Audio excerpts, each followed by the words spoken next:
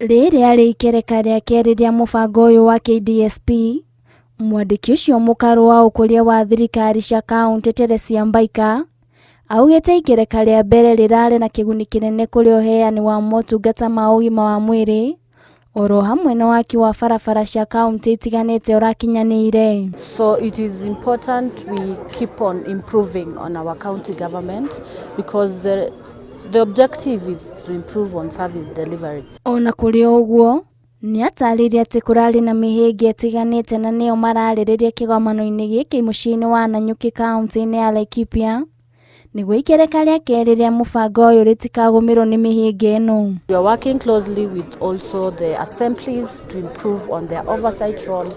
We are working with the different sectors in our county government. Minister wa ũtungata wa mũingĩ wa Laikipia Purity Kendi augĩte thirikari ya kaunti ĩyo nĩ ĩthaĩte wega kwamũkĩra kĩgĩna gĩkĩ nĩguo kwagĩrithia ũheani wa motungata kũrĩ mũingĩ wayo. We have met all the minimum conditions that are required so that we can get the program rolling.